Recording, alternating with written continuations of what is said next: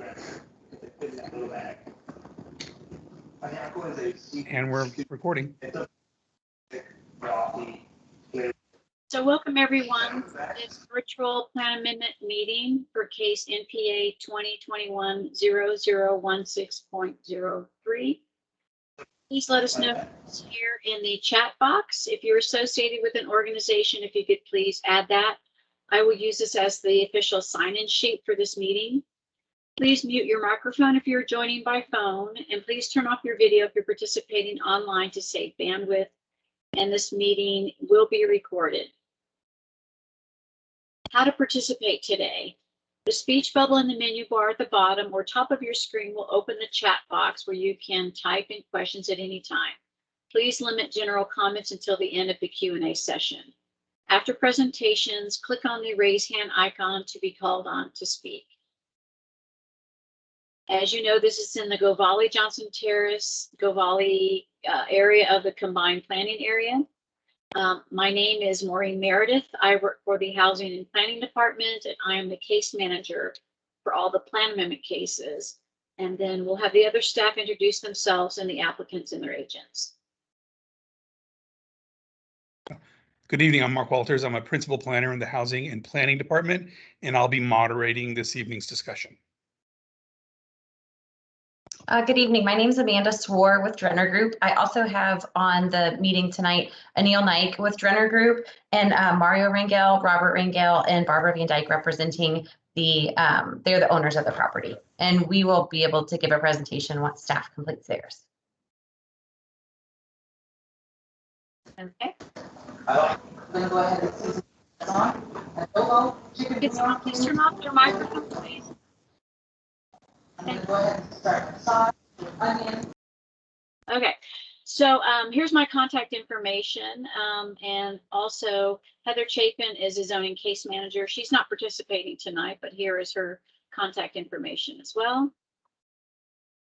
The agenda tonight, we'll start with the case information, how to participate in the process, why is there a plan amendment application, what is a future land use map, also called a FLUM. After my presentation, Amanda will give her presentations, then we will open the floor to questions and answers.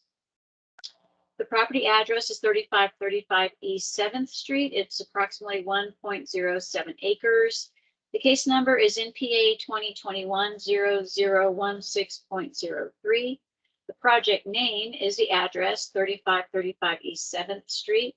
The request is to change the future land use map from commercial to mixed use.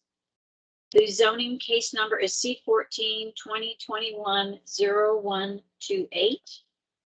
The proposed zoning request is to change the property zoning from commercial service conditional overlay neighborhood plan to commercial service district mixed use, vertical mixed use conditional overlay neighborhood plan for a multifamily with ground floor commercial. The property owner applicant is the Elena Herrera Family Bypass Trust, and the agent, as you were introduced earlier, is Amanda Swore from Drenner Group.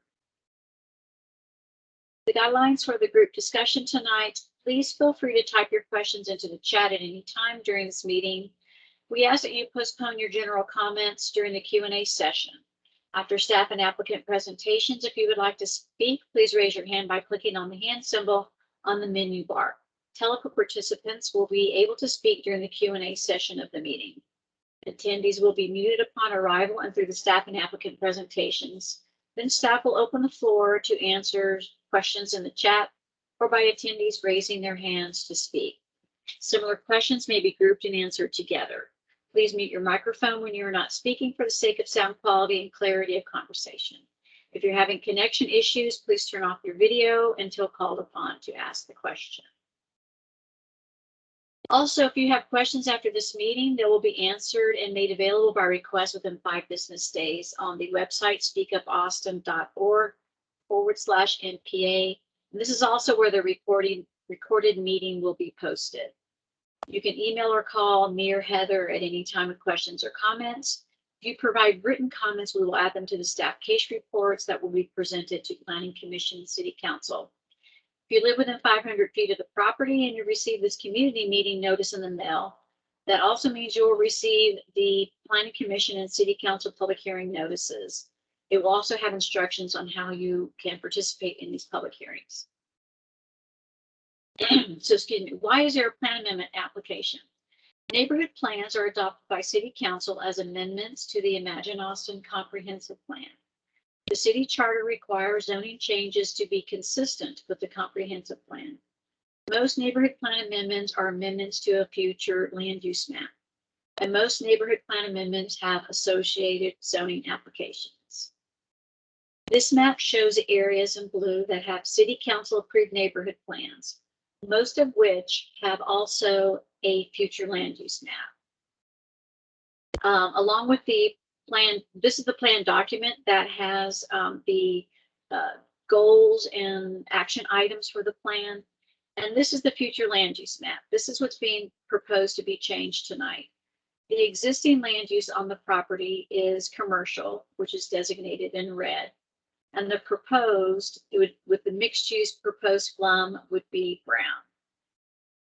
This chart shows how the typical zoning districts relate to the broad land use categories. So with the existing zoning of CS, you can see that the current land use is red. And with proposed zoning of CSMU, VMU, the proposed land use would be brown. So this map shows just an aerial photo of the property. You see it's on the south side of East 7th Street, and it's close to Springdale Road. This is just a Google map that shows some of the surrounding uses of the property. This is, again, just Google screenshots of the property. This is the view west on East 7th Street, view north, view east. This is the future land use map. It's hard to see under the light hue of the blue outlining the property, but it is red, and you can see to the north they have some red and yellow. That is commercial and single family land use. To the east, some red and brown. That's commercial and mixed use. To the south is yellow, and that is single family. And to the west, you see some mixed use and some multifamily. This is the zoning map. You can see zoning to the north. You have the CSCO, that's general commercial service. Single family. To the east is commercial service. To the south, single family. And to the west, there is some commercial service as well. This is the Imagine Austin growth concept map. These blobs represent regional centers in the dark orange, town center in the light orange, and then the neighborhood center in the yellowish color. And this is where the property relates to that growth concept map. It's just south of the Springdale Station, which is a neighborhood center, and then the Plaza Saltillo to the west. The white with brown stripes represents activity corridors. This map shows a property in proximity to public transportation. That is the end of my presentation. I will stop sharing my screen. And Amanda can start hers. My turn. All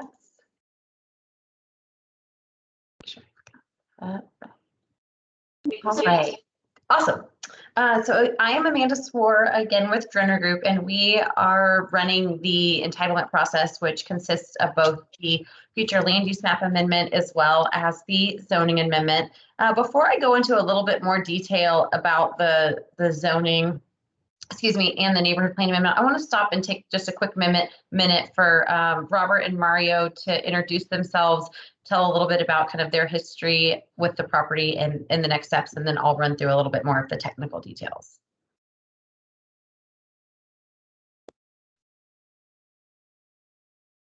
Oh, were they? I didn't know if they made it so that you couldn't unmute yourself, Mario. Can you hear me now? Hi, I'm Robert Rangel. Can you hear me? Yes, I Hello? can. Okay. Our parents started the business Atlas Spring Service in '74 and been part of the East Austin business community for over 47 years. Mario and I have been there for 40 years and began managing the business to retire early. During this time, they acquired the property that our business is located on and several lots, you can tell by the map that Amanda was showing. We're now at the time approaching in our lives that due to health issues, we're ready to retire. We feel that this property can be better utilized by rezoning all of it to the proposed VMU designation. This will create a comprehensive zoning for future development and provides a superior project that would serve the community and its residents. We look forward to collaborating with all of you all during the rezoning process, and Amanda and ourselves will make sure your questions and concerns are answered. Thanks, Robert. And that's it. Thank you very much. So the beginning part of my presentation is a lot of reiterating what Maureen said, just with adding a few additional details. As Maureen said, so this site sits with Springdale on the east, Hidalgo on the south, Gunner Street on the west, and East 7th Street on the north.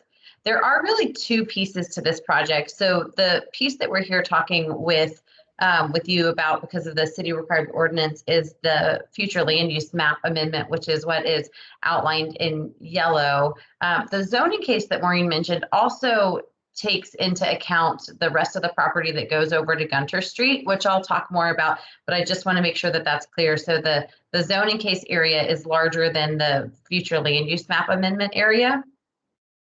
And this really outlines both. So the area in red dashed is what is being proposed for rezoning, and the area in blue is where we have the future land use map amendment. And the reason for that, as you can see, is that the western portion of this block already has the mixed use designation from a future land use map perspective. And you'll also notice that both the property to the west and to the east along the south side of 7th Street have that mixed use designation.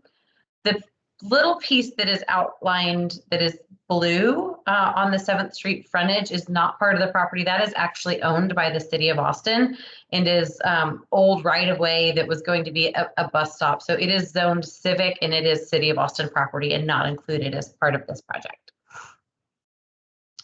There it is. What you'll see on this is the overall zoning on the entirety of the property. And as Robert mentioned, and as Maureen mentioned, our goal is to create a comprehensive zoning district. So right now it's kind of chopped up. We've got everything on the eastern side of the property that has the CSCO NP. The hard corner has the vertical mixed use overlay, and the portion to the southwest has the MU overlay. Our intent is to rezone the entirety of the property so that it has the CS-based district, it has the V and the MU overlay, which essentially it goes and allows residential development on the entirety of the property, and then has the conditional overlay in the neighborhood plan. Maureen covered all of these pieces, so I'll just jump through them, but it is the 3 addresses as part of the future land use map area, just over an acre from commercial to mixed use and the existing uses on the site. The piece that I wanted to take a little bit more time to talk about are the existing conditional overlays. And again, this is more zoning, but I do think it's important to mention. There are conditional overlays on the entirety of the property that's to be rezoned that talks about uses that are either prohibited or conditional uses. We are not anticipating modifying those uses. So our request continues with the CO and carries it into the rezoning. So these uses will continue to be prohibited and or conditional. I covered that. The last piece that I want to mention is that it is anticipated that this project or this property will ultimately be developed with a mixed-use building, which means that there will be pedestrian-oriented uses along the frontage of 7th Street. One of the other important pieces to note is that this project does have residential to the south of it as well as across 7th Street. And so the project will be compliant with the City of Austin's compatibility standards, which really have a step back approach to height that is anticipated. So with the existing surrounding uses, the maximum height on the property, instead of being 60 feet, which is generally allowed by the CS-based zoning district, would be approximately 40 feet. It gives and takes and clearly steps back from there, but the compatibility standards will have an impact on the ultimate height of the building. Repeat that. Yes, I can do that real quick. So the existing conditional overlay prohibits, and if it's too small, I'll read them out.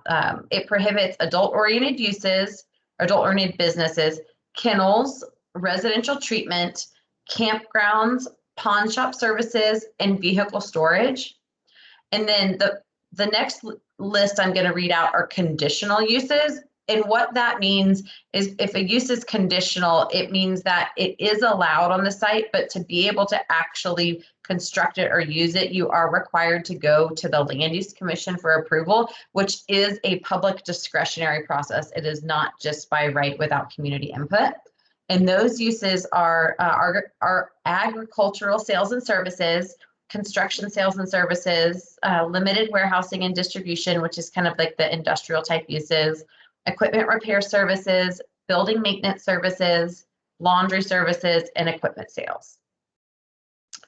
And so with that, we are, respectfully requesting support and here to answer any questions that there might be about the change on the future land use map from commercial to mixed use. Thank you, Amanda. Anybody has any questions, you can go ahead and drop them in the chat. Or raise your hand and I can call on you and you can ask your question in person. Let me see here. Okay, Nicole Merritt, would you unmute if you're not already unmuted and ask your question, please? Sure. Thanks for having this hearing. Can you talk a little bit more about what the planned use is? So you said like you think that it's going to be like one of those like buildings that are like residences on top and then like storefront on the bottom? I do. So I think that you will likely end up with on the frontage along 7th Street. So I think the project, let me take it back, will likely develop under the vertical mixed use regulations, which require 75% of the building along 7th Street to have pedestrian oriented uses. And residential doesn't count for that, and neither does like a leasing office. So you end up with different types of commercial uses along the ground floor that are really there to serve, usually to serve the community and people kind of walking by, that type of thing. And then I likely think that you would have residential, likely for sale residential above that ground floor of commercial spaces. Okay. Can you repeat? Sorry, I think I'm echoing. Can you repeat the height? The height difference that would be? Would you say it would be 60 feet now? So today under the zoning, it's 60 feet. And the change to add the vertical mixed use doesn't change the height. It stays the same. Either way, under today's zoning or under the vertical mixed use, the project is subject to what's called compatibility standards. Mm-hmm. And what those really are, it's to establish a buffer and a setback from existing single family zoned or used properties. And so it really kind of serves as a stair step. And so, from the closest residential property line for 25 feet, you can't build anything. And then from 25 to 50 feet, you can build 2 stories. Or 40 feet. Or 40 feet. And then from 100 to 200, we get to 3 stories. And it basically from 100, it goes back, and at 300 feet, you could get to 60 feet. The property's not big enough for that. So realistically, with the compatibility standards, the highest that you can get on this site is about 40 feet. Okay. And do you think that the property next to the main area, which is currently a restaurant, would that be included in a new development, or would that stay where it is, you think? Barbara, let me take a stab at this and step in if you feel differently. I think it could go either way. I think there's a lot of interest from people to include it, but then there's some that it could develop either way. It could stand alone and stay there, or it could be included. Barbara, is that accurate?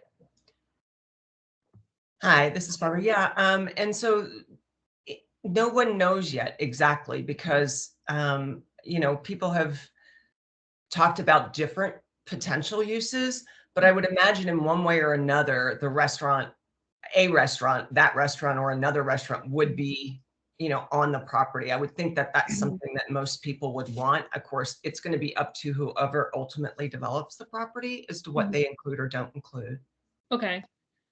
And how many, do you have like a rough estimate of like how many businesses and how many residential units could be included? I really don't at the moment. And really, I think that We've it's gonna tried. take an architect, and we just haven't gotten, until we can get zoning, there's no point in talking to an architect to figure that piece out. Okay.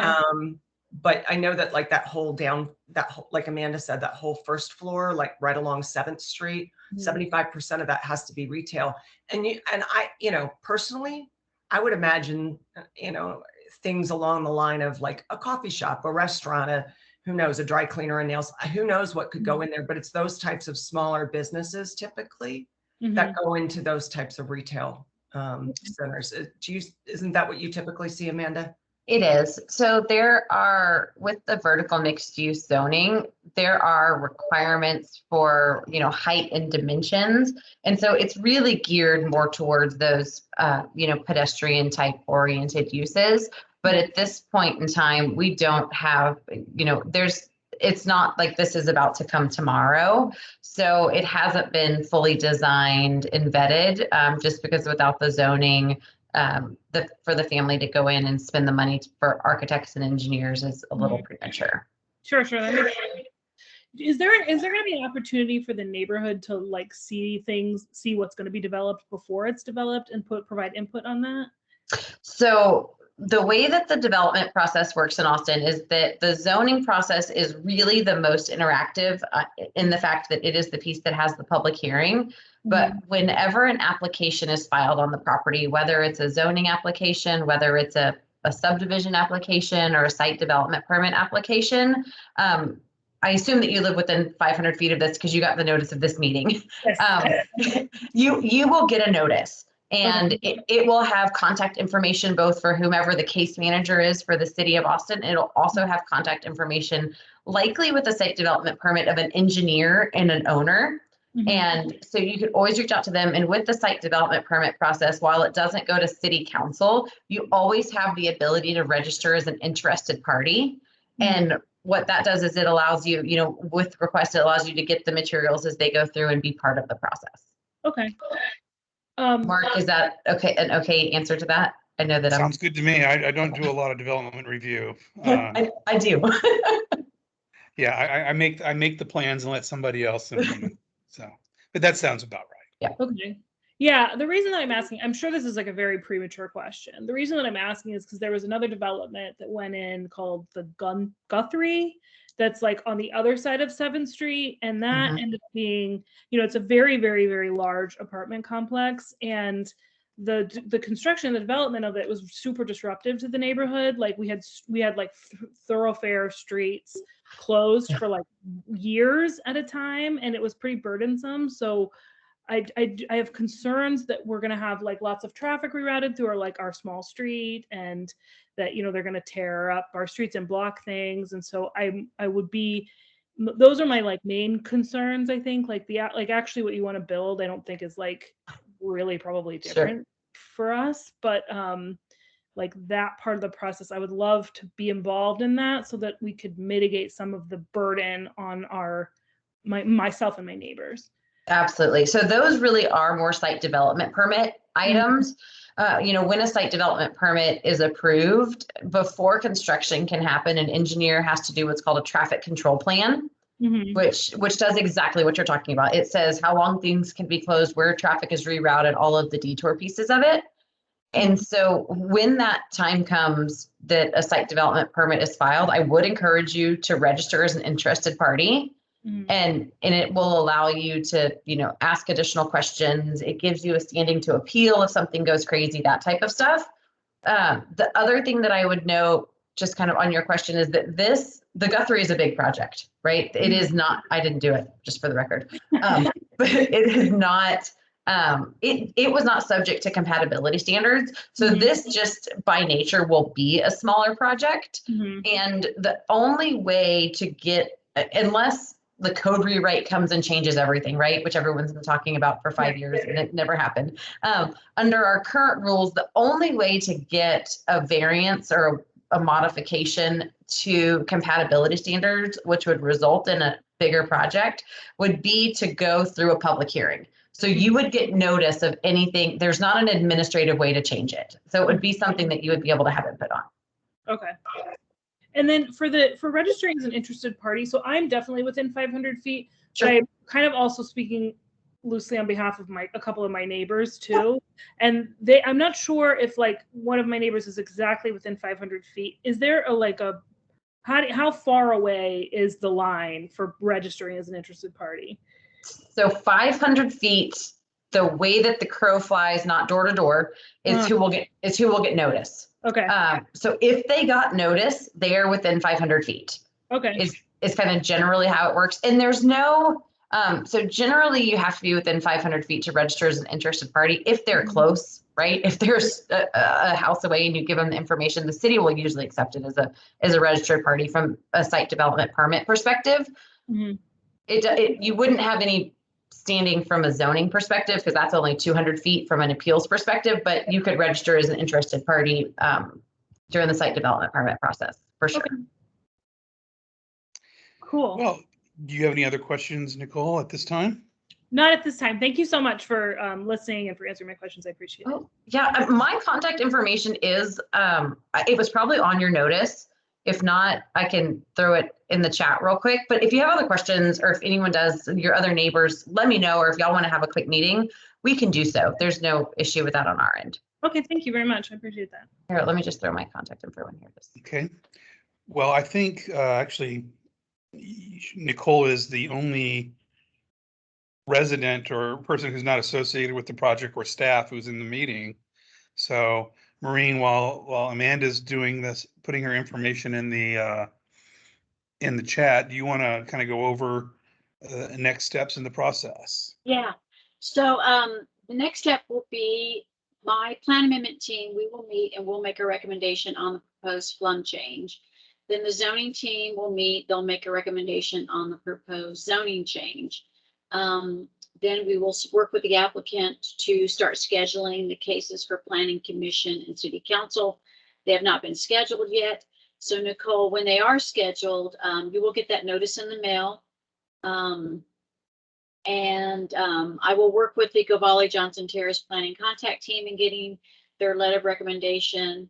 And Nicole, if you wanted to email me and or Heather, I think my email was in the community meeting notice. Any comments you would like added to the staff case reports, you can do that. We recommend sooner rather than later since we don't know exactly when it's going to be scheduled yet. Yeah, Maureen, could you put the slide up with yours and Heather's contact information so we could, so you can write this down in case they misplaced their notice. There you go. So after we make a recommendation, you will be, if you were living within 500 feet or own property, you'll be contacted and you'll have the planning commission and then city council public hearing. But like Maureen said, they're not scheduled as of yet. So this is really just the very first stop in this process officially. So if you do have any other questions, Nicole, staff or anything while we're here. No, I'm good. Thank you so much. Okay. I'm writing down the contact information. Go ahead. I'm writing down the contact information. Okay, I didn't want to step on you. It's the one downside of these virtual meetings is sometimes you can't tell when another person's about to talk. So even if you're looking at them on video. So, okay, well, you're getting that down.